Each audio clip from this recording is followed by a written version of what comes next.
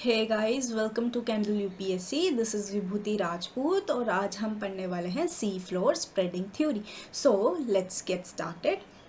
हमने अब तक के लेक्चर्स में क्या पढ़ा है? एक तो हमने पढ़ी थी कॉन्टिनेंटल ड्रिफ्ट थ्योरी, जिससे हमें क्या पता चला था कि जो कॉन्टिनेंट्स हैं अर्थ पर they are drifting, but this theory wasn't able to answer that why these continents are moving. ऐसा क्या रीज़न है कि ये कॉन्टिनेंट्स मूव करी जा रहे हैं कॉन्टिन्यूसली, है ना। सेकेंड थ्योरी हमने पढ़ी that was the convection current theory, जो हमें क्या बताती है? Reason of the drift. क्या बताती है कि why these continents are drifting. So these continents were drifting due to the convection current generated inside the earth. हमारे अर्थ में क्या हो रहा है? टेम्परेचर बहुत ज़्यादा है and we are having the molten magma. तो क्या होगा इसकी वजह से? जो मैग्मा है उसके अंदर कन्वेक्शन करंट जनरेट होंगे, ओके और इन कन्वेक्शन करंट की वजह से जो कॉन्टिनेंट्स है they will start drifting in the direction of convection current. यही सब चीज़ें पढ़ी है ना हमने लास्ट क्लास में। सो आज की थ्योरी है सी फ्लोर स्प्रेडिंग थ्योरी। इनिशियली हमें क्या लगता था कि जो सी फ्लोर है दिस इज़ फ्लैट। कैसा होता है सी फ्लोर? फ्लैट होता है ना, क्योंकि कभी गए तो थे नहीं सी फ्लोर देखने। तो in during the second world war, that is 1940 and 1950s के टाइम की बात है। एट दैट टाइम क्या होता है? सबमरीन्स केम एंड जब नेवी इंजीनियर्स सबमरीन में बैठ के ओशन के नीचे जाते हैं तो व्हाट दे फाइंड इज कि ये जो हमारा सी फ्लोर है this is not flat, there are different relief features here. क्या देखने को मिलता है उनको कि ये जो हमारा सी फ्लोर है ये फ्लैट नहीं है, यहाँ पे बहुत सारे फीचर्स हैं। अब the first thing they found is ocean के नीचे एक ऐसा पार्ट है जो बहुत ज़्यादा डीप है। क्या है? ऐसा पार्ट जो क्या है? बहुत ज़्यादा डीप है। इसको क्या नाम दिया गया? डीप ओशंस, ओशन डीप बोलते हैं जिसको, ठीक है। क्या नाम दिया गया इसको? ओशन डीप्स या फिर trench. So this is what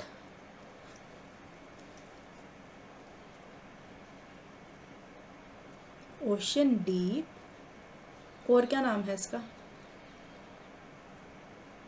trench. Similarly इनको और क्या देखने को मिला कि there are number of mountains present. बहुत सारे क्या थे? माउंटेन्स थे, जिनमें से क्या हो रहा था? कॉन्टिन्यूस वोल्केनिक इरप्शंस हो रही थी जिनमें से। इन माउंटेन्स को क्या नाम दिया गया? Mid oceanic ridge. Oceanic ridge.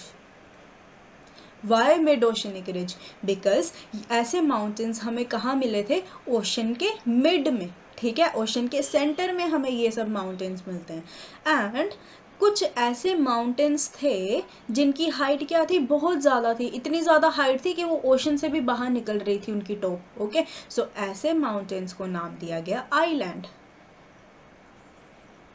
These are the islands.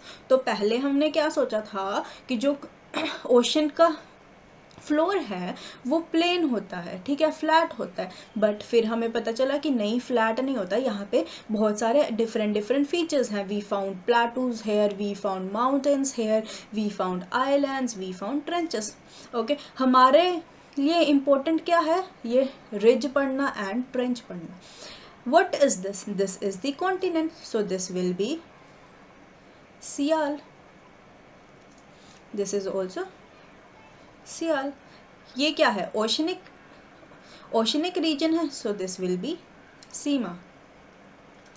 अब क्या हुआ? हमें इन फीचर्स का पता चला। अब इन फीचर्स की स्टडी होगी, रिसर्च होगी, रिसर्चर्स आएंगे, स्टडी करेंगे इनकी। तो स्टडी के बाद हमारे सामने कुछ बातें आती हैं, ठीक है। पहली चीज़ जो हमें पता चली इससे, that was the age of the sea floor, ठीक है। आपको पता है कि अर्थ की एज कितनी है? अर्थ की एज है 4.5 बिलियन ईयर्स। सिमिलरली जो कॉन्टिनेंट्स हैं उनकी एज कितनी है? 4.2 बिलियन ईयर्स। और हमें पता है कि जब हमारा अर्थ बना था तो कॉन्टिनेंट और जो ओशन है वो सेम टाइम पर बने थे, है ना। तो उसके अकॉर्डिंग जो हमारा कॉन्टिनेंट है इसकी एज भी कितनी होनी चाहिए, 4.2 बिलियन।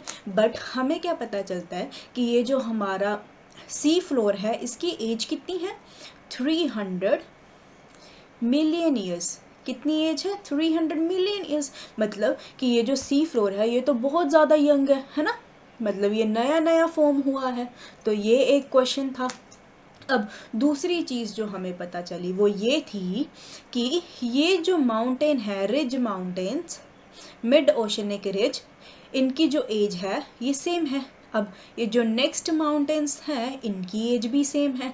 सिमिलरली जो ये नेक्स्ट माउंटेन्स हैं इनकी एज भी सेम है। तो ऐसा क्यों हो रहा है भाई, है ना, ये भी एक क्वेश्चन था। अब और क्या पता चला हमें कि ये जो मिड ओशनिक रिज में जो पहले माउंटेन्स हैं ये यंग हैं, these are the young mountains.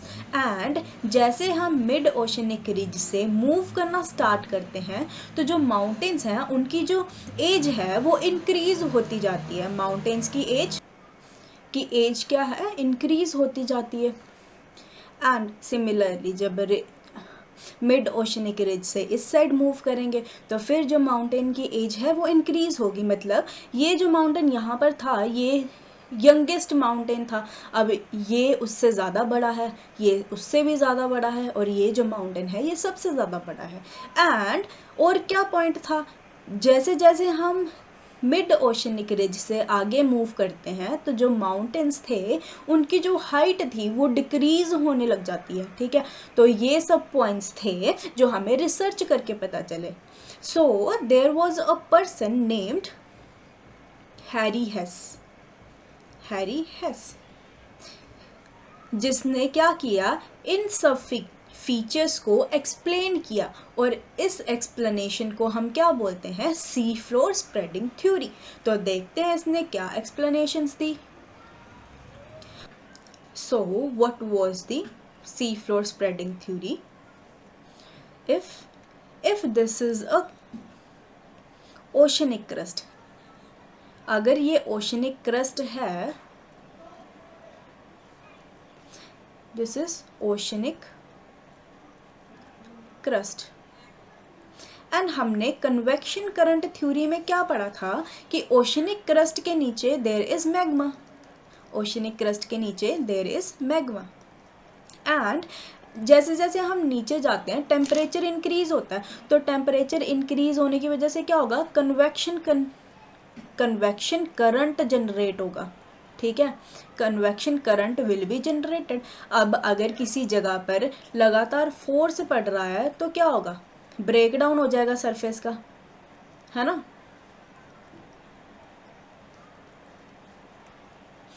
क्या हुआ, यहाँ पर कन्वेक्शन करंट लग रहा है लगातार, है ना। कन्वेक्शन करंट की डायरेक्शन क्या है, अपवर्ड डायरेक्शन है।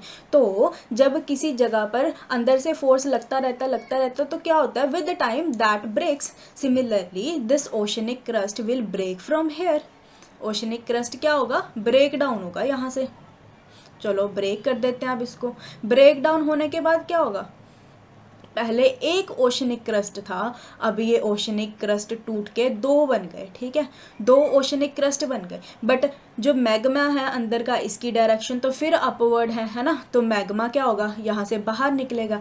नाउ अ थिंग कम्स, आपने वोल्केनोस पढ़ोगे, ठीक है, यू विल बी रीडिंग कि कुछ वोल्केनोज वायलेंट नेचर के होते हैं एंड कुछ वोल्केनोज साइलेंट नेचर के होते हैं। अब वायलेंट वोल्केनिक इरप्शंस कहाँ होगी, ऐसी जगह पर जहाँ पे जो अंदर का मैग्मा है उसको बाहर निकलने के लिए जगह नहीं होती है ना। जब उसके बाहर निकलने के लिए जगह नहीं है तो मैग्मा क्या करेगा, बहुत ज़ोर से फोर्स लगाएगा सरफेस पे ताकि वो बाहर निकल पाए। ठीक है, तो ऐसी वोल्केनिक इरप्शंस को हम क्या बोलते हैं, वायलेंट वोल्केनिक इरप्शंस।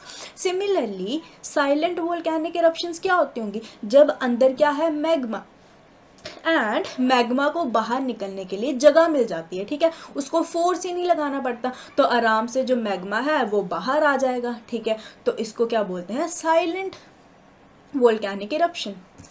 सो अब यहाँ पर क्या हो रहा है, ये मैग्मा को जगह मिल गई बाहर आने के लिए, एंड बाहर क्या है, वाटर है, बाहर क्या है, ओशन का वाटर है। ये जो मैग्मा है जब ये अंदर से बाहर आएगा तो बाहर क्या है, पानी, पानी का टेम्परेचर कम है तो मैग्मा बाहर आते ही जम जाएगा, ठीक है। क्या होगा, मैग्मा बाहर आते ही सॉलिड हो जाएगा, फॉर्मिंग द माउंटेन है। क्या होगा, माउंटेन फॉर्म करेगा। अब what was this, this is the magma. अब यहाँ पे क्या बन गया, मैग्मा बन गया। अब हमें ये भी पता है कि जो ये ओशनिक क्रस्ट है this will be moving along the direction of convection current. Convection current की डायरेक्शन किधर को है, इधर को है ना। तो ये जो ओशनिक क्रस्ट है ये भी कन्वेक्शन करंट की डायरेक्शन में मूव करेगा। अब जब ये मूव करेगा तो ये जो माउंटेन आज यहाँ बना है ये थोड़े दिन के बाद कहाँ चला जाएगा, this will shift towards this side, है ना। क्यों, क्योंकि जो हमारा ओशनिक क्रस्ट है ये मूव कर रहा है इधर को। सिमिलरली जो इधर वाला क्रस्ट है ये इस साइड को मूव करेगा। तो यहाँ का ये जो माउंटेन आज यहाँ है ये थोड़े दिन के बाद माउंटेन कहाँ पहुँच जाएगा, यहाँ पहुँच जाएगा। अब यहाँ पर जगह फिर से खाली हो गई, अंदर से क्या आ रहा है, फिर मैग्मा आ रहा है। मैग्मा ऊपर आते ही सॉलिडिफाई हो जाएगा और फिर एक नया माउंटेन बना लेगा। अब जैसे ही नया माउंटेन बनाएगा, ओशनिक क्रस्ट है ये फिर इधर को मूव कर जाएगा। अब ये जो माउंटेन आज यहाँ था दिस विल फर्दर शिफ्ट होगा आगे को। सिमिलरली जो माउंटेन यहाँ था ये आगे को शिफ्ट हुआ। ये माउंटेन यहाँ आया, यहाँ का माउंटेन यहाँ चला गया। यहाँ पर फिर आज जगह खाली हो गई तो अंदर से मैग्मा फिर आएगा, फिर नया माउंटेन बनाएगा। तो हम यहाँ पे क्या देख रहे हैं कि अंदर से मैग्मा आ रहा है, नई जगह बना रहा है, नए माउंटेन्स बना रहा है। तो इन ये जो दो माउंटेन्स हैं इनकी एज क्या होगी, सेम होगी, ठीक है। और these mountains will be the youngest mountain. क्या होंगे, ये यंगेस्ट माउंटेन्स होंगे। सेकंड, अब ये जो इसके पहले बने थे इन दो माउंटेन्स की एज भी क्या होगी, सेम होगी। और ये जो एट लास्ट माउंटेन्स बने थे इनकी भी एज क्या होगी, इनकी एज भी क्या होगी, सेम एज होगी इनकी भी। समझ आ रहा है कि नहीं। अब देखो क्या हुआ, माउंटेन्स का पता चल गया। अब वाई इनकी हाइट इज डिक्रीजिंग, है ना, हाइट डिक्रीज हो रही है ना माउंटेन्स की। तो ऐसा क्या हो गया, हाइट डिक्रीज हो रही है।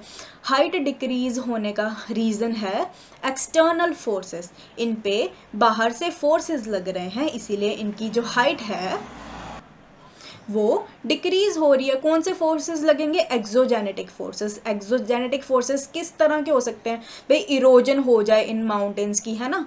So this will be the reason कि इनकी जो हाइट है ये विद टाइम क्या हो रही है, डिक्रीज हो रही है। अब ये हमने पढ़ा है this will be the young mountain, इसका जो एज है अब ये पुराना हो गया। अब हम देखेंगे कि यहाँ से जो ओशनिक क्रस्ट है ये लगातार बन रहा है ना। इसका क्या मतलब हुआ कि जो हमारा ओशनिक क्रस्ट है वो बन ही जा रहा है बार बार। तो इट डायरेक्टली इम्प्लाइज कि जो हमारे अर्थ का एरिया है वो इंक्रीज हो रहा है। अर्थ का एरिया इंक्रीज क्यों हो रहा है, क्योंकि जो ओशनिक क्रस्ट है वो तो बन रहा है ना। बट ऐसा तो नहीं होता कि जो हमारा अर्थ है आज इतना है कल इतना बड़ा हो जाए, है ना, ऐसा तो नहीं होता। तो इसका क्या मतलब हुआ कि अगर यहाँ पर इस जगह से ओशनिक क्रस्ट जो है वो बन रहा है तो किसी जगह पे ओशनिक क्रस्ट डिस्ट्रॉय भी हो रहा होगा, तभी तो बैलेंस बना, है ना। सो हम देखते हैं आगे। यहाँ ओशनिक क्रस्ट है तो यहाँ क्या होगा, continental crust. What we will be finding here is the continental crust.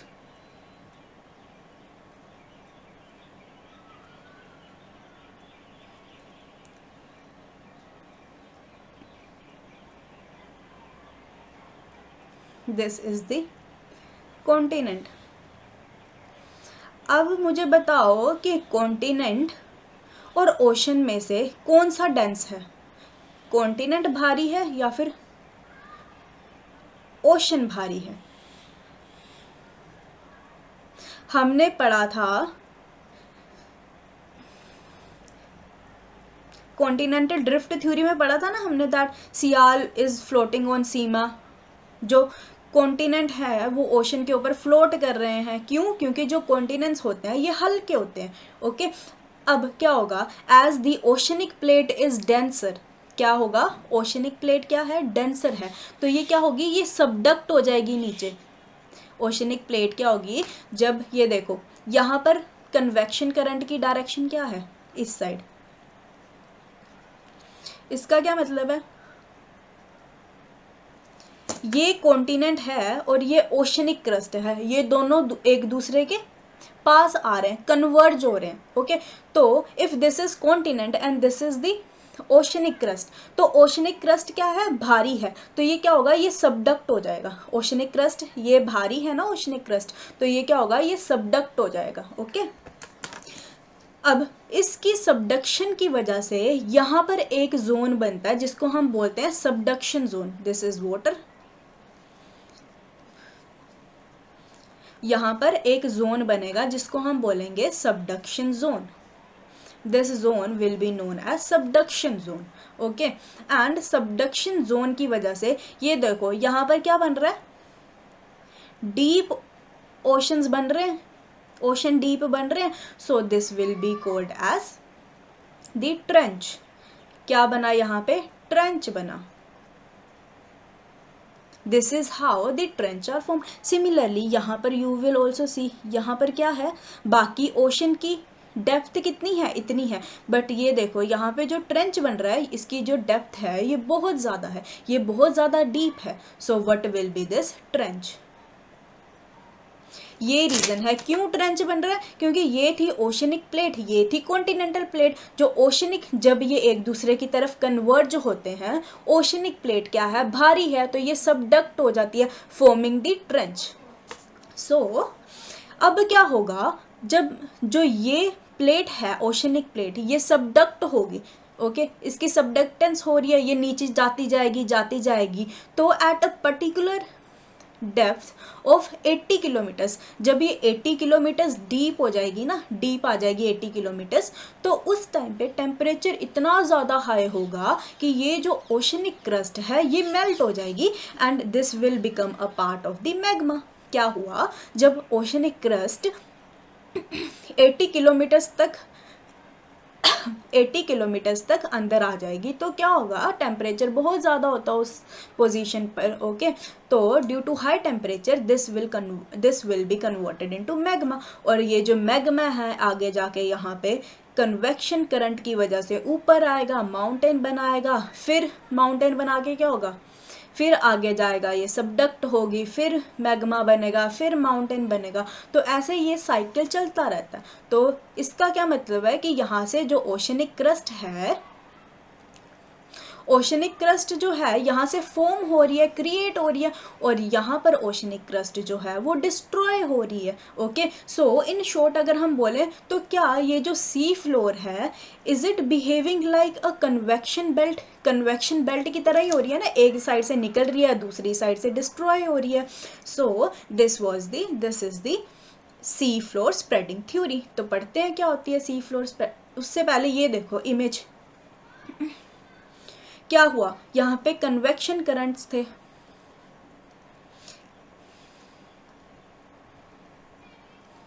Convection current थे, यहाँ से मैग्मा ऊपर जा रहा था, मैग्मा ऊपर गया तो क्या हुआ, माउंटेन्स बने एंड यहाँ पे वोल्केनिक इरप्शंस हुई।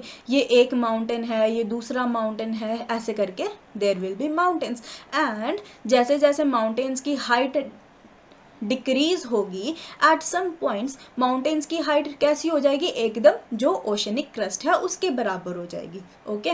सो सिमिलरली ये देखो कन्वेक्शन करंट की डायरेक्शन किधर को है, इधर को है, और जो ओशनिक क्रस्ट है वो भी इधर को मूव करेंगे। अब यहाँ से जो ओशनिक क्रस्ट है वो बन रहा है, क्रिएट हो रहा है, यहाँ पे जो ओशनिक क्रस्ट है डिस्ट्रॉय हो रहा है, ठीक है। So this is the sea floor spreading theory. अब आप यहाँ पे देखोगे that there will be trenches. क्यों ट्रेंच फॉर्म हुए, क्योंकि ओशनिक क्रस्ट था ये, ठीक है, ये था कॉन्टिनेंटल क्रस्ट। अब जब ये एक दूसरे से टकराते हैं, ओशनिक क्रस्ट भारी है तो ये नीचे सबडक्ट हो जाता है, ठीक है, जिसकी वजह से क्या फॉर्म होते हैं, ट्रेंचेस फॉर्म होते हैं। So let us study the sea floor spreading theory.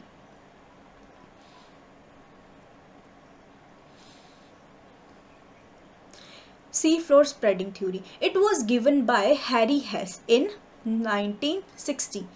कब दी थी ये? 1960s में दी गई थी bye Harry हेस. He was not a geographer, he was a navy engineer, USA navy engineer. According to this theory, the oceanic crust behaves like a conveyor belt. कैसे behave करती है ये? conveyor belt जैसे behave करती है. देखो यहाँ पर मिड, ये क्या थे? Mid oceanic ridge. Mid oceanic ridge से क्या हो रहा था? कॉन्टिनेंटल क्रस्ट फॉर्म हो रही थी एंड ट्रेंचेस पर ये क्या हो रही थी? डिस्ट्रॉय हो रही थी, है ना. देख लेते हैं theory. According to this theory, the oceanic crust behaves like a conveyor belt. कैसे कन्वेयर बेल्ट? एक जगह से आ रही है, दूसरी जगह से जा रही है. Where it is continuously created along the mid oceanic ridges. कहाँ से क्रिएट हुई? मिड ओशनिक रिज से क्रिएट हुई. And destroyed along the trenches. कहाँ डिस्ट्रॉय होती है? ट्रेंचेस पर डिस्ट्रॉय होती है. The rising limbs of the convectional current breaks the oceanic crust and cause the divergence. क्या हुआ था? अंदर से कन्वेक्शन करंट आ रहे थे. कन्वेक्शन करंट की वजह से क्या हुआ? जो ऊपर का ओशनिक क्रस्ट था दैट विल ब्रेक. ठीक है, अब ये ब्रेक होगा, दो प्लेट्स में ब्रेक हो गया, दो ओशनिक क्रस्ट में ब्रेक हो गया एंड दे विल डाइवर्ज. ये एक दूसरे से दूर जाएंगे. The magma rises up or escape through the rift and comes into contact with the sea water and solidify to form the parallel mountain system known as the mid oceanic ridges. अब क्या होगा? जो अंदर का magma है ये water के contact में आते क्या होगा? सोलिडिफाई हो जाएगा एंड माउंटेन रेंज बना लेगा. ठीक है, जिसको क्या नाम देते हैं हम? Mid oceanic ridge. Mid oceanic ridge. Next देखो, दस a new oceanic crust is created along the mid oceanic ridge. नया जो कॉन्टिनेंटल क्रस्ट है ये कहाँ फॉर्म हो रहा है? मिड ओशनिक रिज के पास.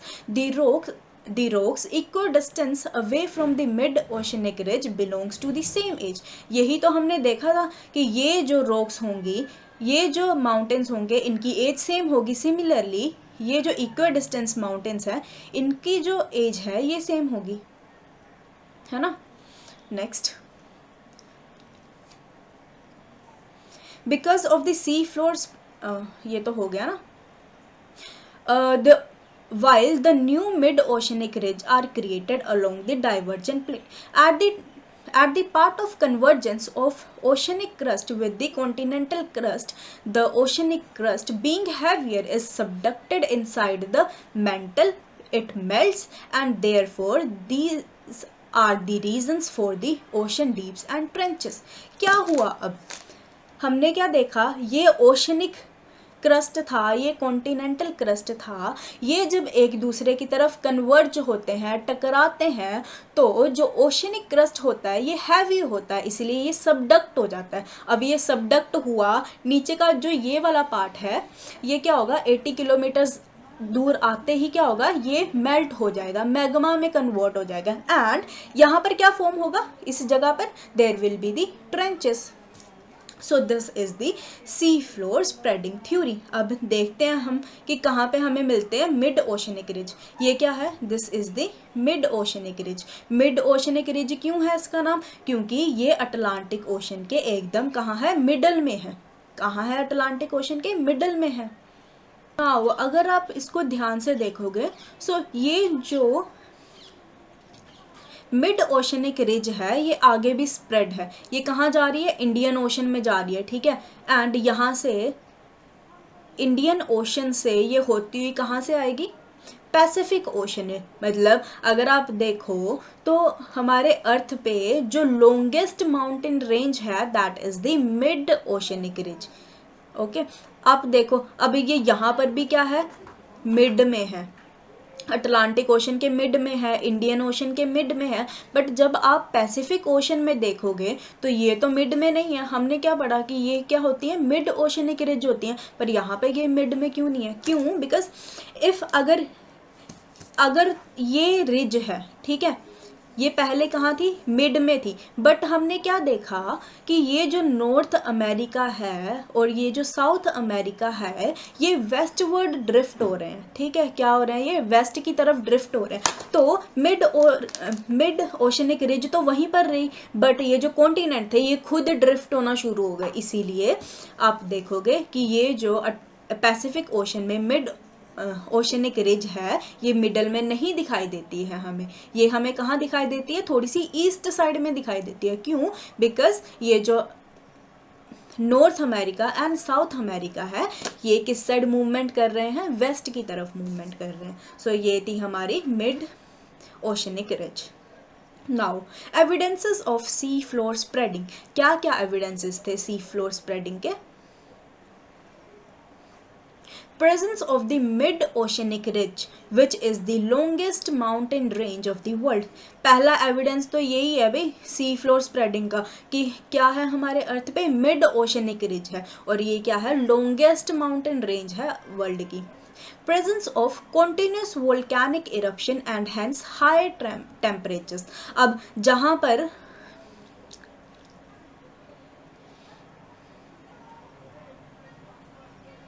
हमने क्या देखा था, जहाँ पर भी ये मिड ओशनिक रिज होंगे वहाँ पर क्या होगी, वोल्केनिक इरप्शंस। क्यों, क्योंकि मैग्मा से ही तो ये माउंटेन्स बन रहे हैं ना। तो दिस वाज अनदर एविडेंस की presence of continuous volcanic eruption होगी। अब जिस जगह पे वोल्केनिक इरप्शन है वहाँ का टेम्परेचर भी ज़्यादा होगा, तो ये एक और एविडेंस है कि हाँ भाई सी फ्लोर स्प्रेडिंग जो है ये this is possible. Third, Indian ocean, ये जो इंडियन ओशन है ये स्प्रेड कर रहा है 2 सेंटीमीटर पर ईयर। जो इंडियन ओशन है ना ये हर साल 2 सेंटीमीटर बड़ा होता जा रहा है। क्यों, क्योंकि सी फ्लोर स्प्रेडिंग की वजह से। And this is Atlantic ocean. Atlantic ocean जो है हर साल 5 to 6 सेंटीमीटर्स एक्सपैंड हो रहा है, स्प्रेड हो रहा है। तो क्यों स्प्रेड हो रहा होगा, because of C floor spreading. Sea floor spread कर रहा है इसलिए जो अटलांटिक ओशन है ये भी स्प्रेड कर रहा है। तो ये भी हमें क्या शो करता है, ये जो ओशंस हैं ये स्प्रेड हो रहे हैं, ये इनडायरेक्टली हमें क्या बता रहे हैं कि सी फ्लोर स्प्रेडिंग जो है this is a real phenomena. Fourth, rocks equidistant away from the mid-oceanic ridge are of the same age. Height of the ridge goes on decreasing away from the mid-oceanic ridge. हमने क्या पढ़ा, mid-oceanic ridge से height क्या करेगी, decrease होती जाएगी, है ना। We have seen this also. Next comes the as magnetic field reverse every 1 lakh year, therefore rocks formed have different magnetic polarity। अब इस कंसेप्ट को समझते हैं एग्जाम्पल से। अब अगर ये हमारा अर्थ है और अर्थ में क्या होती है, you will study that Earth में we are having the magnetic field. अगर मैग्नेटिक फील्ड की डायरेक्शन ये है ना, तो जब अंदर से मैग्मा निकला, अब अंदर से मैग्मा निकल रहा है उसका माउंटेन बना, ठीक है, माउंटेन बना। अब जब ये मैग्मा लिक्विड था, इसके मैग्मा में क्या होता है, या तो मेटल्स होंगे और नॉन मेटल्स होंगे। जो मेटल्स होंगे ना मैग्मा में, they will align themselves in the direction of magnetic field of earth. अगर मैग्नेटिक फील्ड की डायरेक्शन ये है तो मैग्मा में जो मेटल होंगे वो अपने आप को इस डायरेक्शन में प्लेस कर लेंगे, ठीक है। अब फिर ये क्या हो गया, सोलिडिफाई हो गया। जब ये सोलिडिफाई हो गया इसकी जो डायरेक्शन है वो सेम रहेगी, ओके। अब जब मे बी जो नेक्स्ट माउंटेन फॉर्म हुआ होगा, जब ये लिक्विड होगा तो अर्थ की जो मैग्नेटिक फील्ड है वो इस डायरेक्शन में होगी। अब जब मैग्नेटिक फील्ड इस डायरेक्शन में है तो मेटल्स क्या करेंगे, अपने आप को इस डायरेक्शन में अलाइन कर लेंगे, है ना। उसके बाद ये भी सोलिडिफाई हो गया और उसकी डायरेक्शन सेम रही। इसीलिए हम क्या देखते हैं, ये जो माउंटेन्स हैं इसमें जो मेटल की डायरेक्शन है दैट इज ऑपोजिट। कभी डायरेक्शन ये है, कभी डायरेक्शन ये है, ओके। सी यहाँ पर इसकी डायरेक्शन साउथ की तरफ है, कभी डायरेक्शन नॉर्थ की तरफ है, okay. So this is same written here as the magnetic field reverse every 1 lakh year. हमें हर बार 1 लाख ईयर के बाद क्या होता है, मैग्नेटिक फील्ड चेंज होती है. Therefore rocks formed have the different magnetic polarity. इसीलिए जो रॉक्स की मैग्नेटिक पोलैरिटी होगी वो भी डिफरेंट होगी. ओके, अगर ये नॉर्मल पोलैरिटी है तो कभी रिवर्स पोलैरिटी होगी, कभी normal then reverse. Okay, the last one is continental crust is 4.2 billion years old, similar to the age of earth, but the oceanic crust is about 200 to 300 million years ago. क्या था जो सबसे पहला point हमने discuss किया था ना कि अर्थ की एज कितनी है, 4.5 4.2 बिलियन ईयर्स है ना. कॉन्टिनेंट्स की भी जो एज है वो कितनी है, 4.2 बिलियन ईयर्स. बट जो हमारे क्रस्ट है उसकी एज कितनी है, 200 मिलियन ईयर. बिलियन और मिलियन में बहुत ज़्यादा डिफरेंस है. तो क्यों ऐसा है, क्योंकि जो ओशनिक क्रस्ट है वो नया नया बनता है, वो बनता है डिस्ट्रॉय होता है, बनता है डिस्ट्रॉय होता है. Okay, this proves that the oceanic crusts are continuously created along the mid-oceanic ridge and destroyed along the trenches. इससे हमें क्या पता चलता है कि जो ओशनिक क्रस्ट है ये फॉर्म हो रहे हैं, डिस्ट्रॉय हो रहे हैं. फॉर्म कहाँ से हो रहे हैं, मिड ओशनिक रिज से, और डिस्ट्रॉय कहाँ से हो रहे हैं, ट्रेंचेस से. So that's it for today. I hope you liked it and understood it. आपको अगर कोई प्रॉब्लम हो तो you just right in comment section. So that's it for today. Thank you and please do like, share and comment. Thank you.